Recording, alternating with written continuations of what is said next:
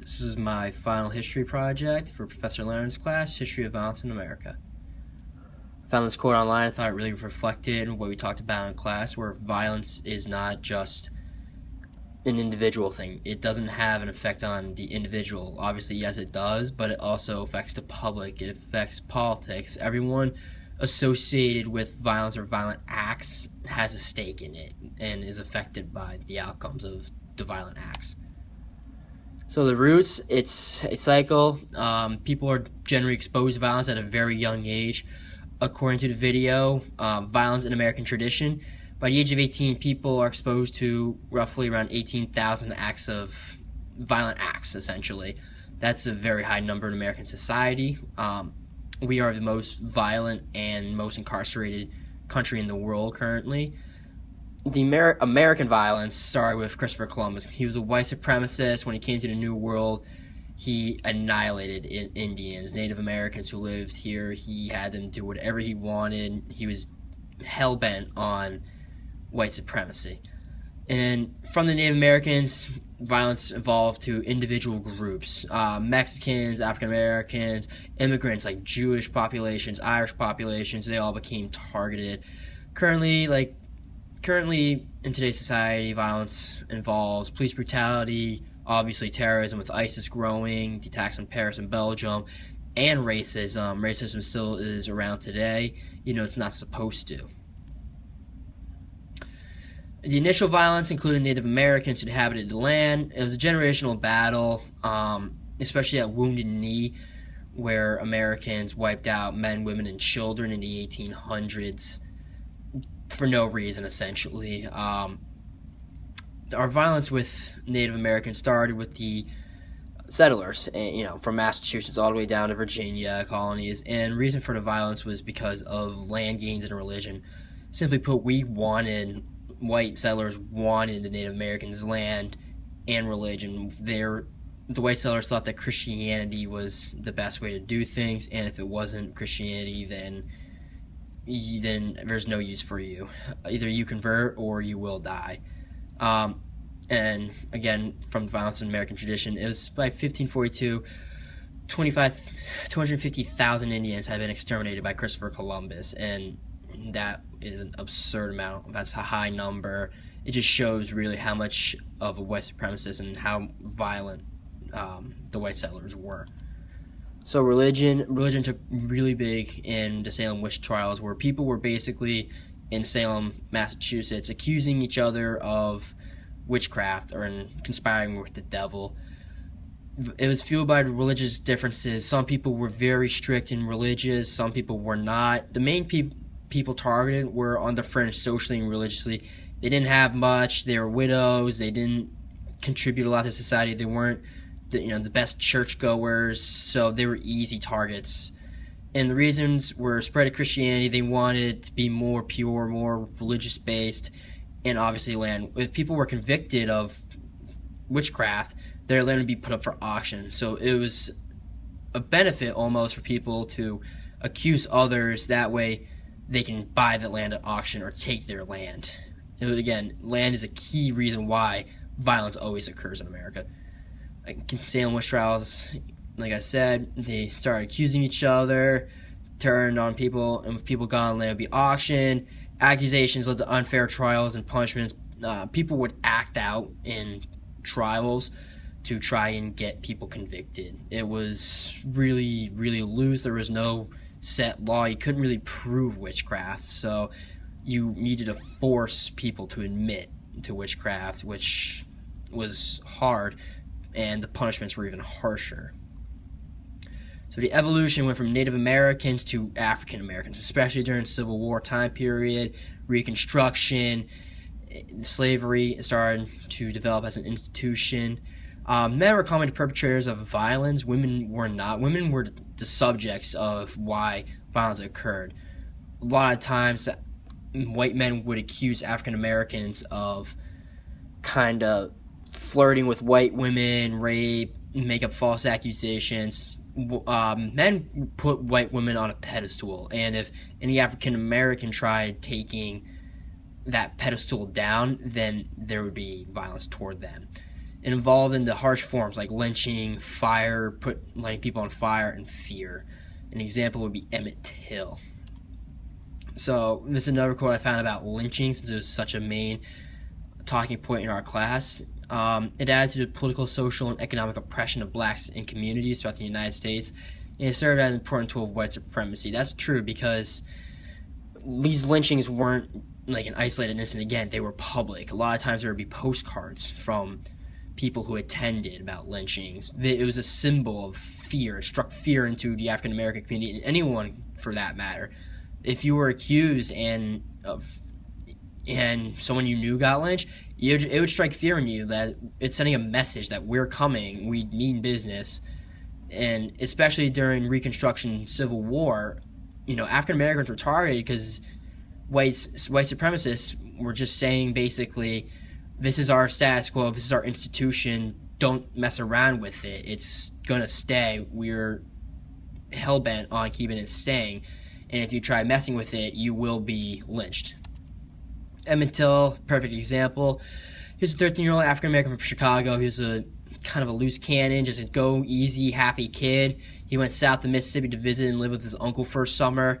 His mom warned him that Mississippi and Chicago are two completely different places, and that's true, just because Mississippi was during the middle of slavery and Reconstruction.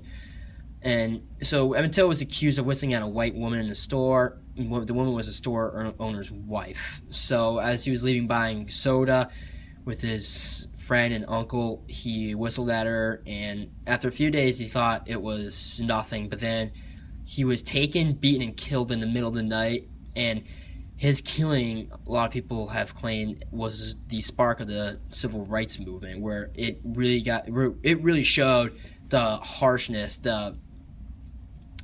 everything that happened on in Mississippi, where it wasn't an easy society of everyone love everyone. It really showed the violence, the racial injustices, the prejudices toward African Americans in southern United States.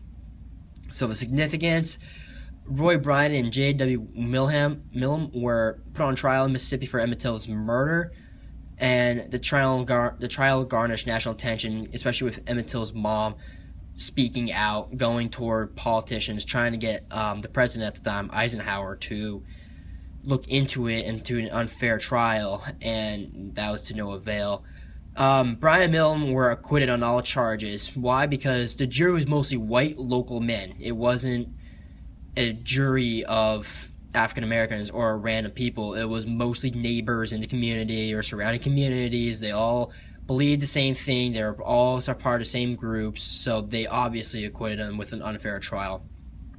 And it actually sparked national outrage. There were riots, there were marches, all sorts of stuff, because Emmett Till's murderers were acquitted. And the two murderers, Bryant and Milham, later admitted after acquittal that they did in fact kill Emmett Till, and they couldn't be charged for it because they already got acquitted. So once they got acquitted, they could say whatever they wanted. They're not going to be charged with the same crime. So that's exactly what they did.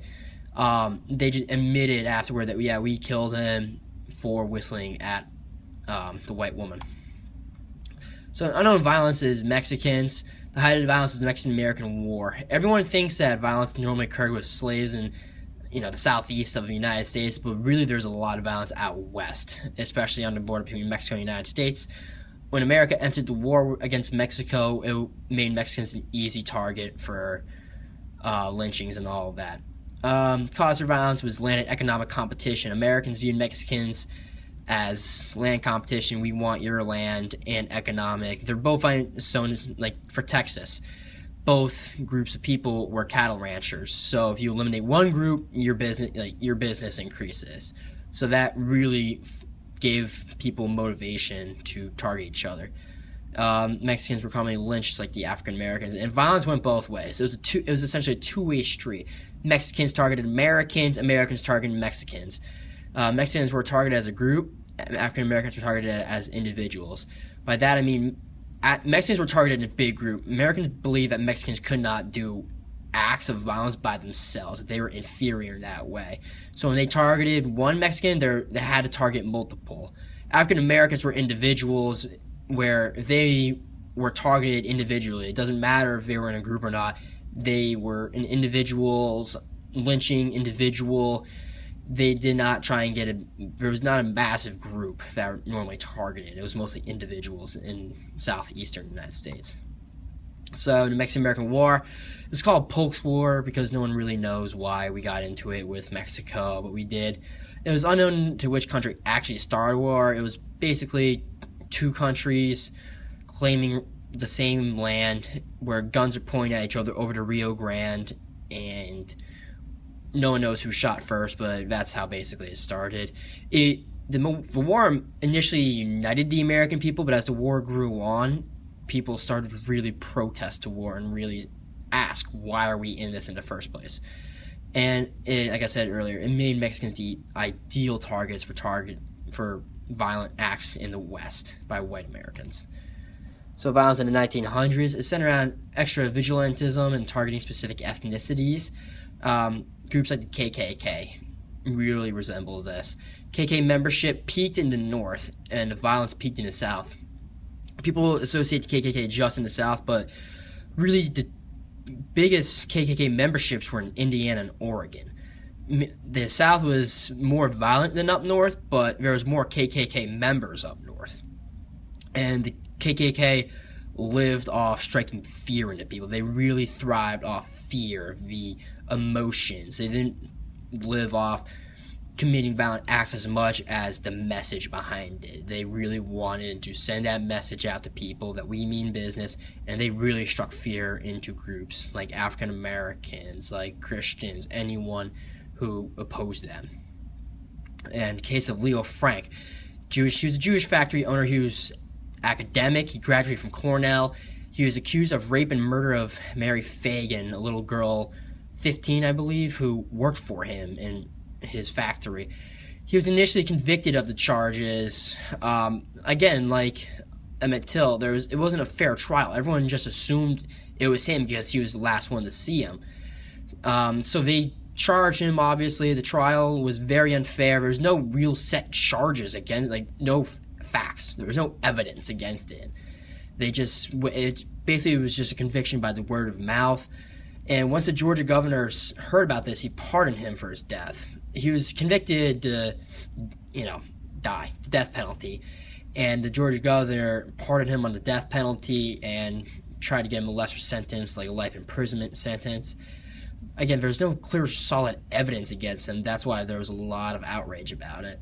And extra vigilantes took action into their own hands like this, where they operated outside the law, and they broke into jail and hung Frank. Extra vigilantes kind of worked hand in hand with the law, where the law would lay down a verdict, and before that verdict could be enforced, extra vigilantes took their own action. So in this case, they went in, broke into the jail, and hung him outside of the jail, and that's how extra vigilantes really work. They operated outside of the law, and they went off of what the law said. That's how they try to justify their actions.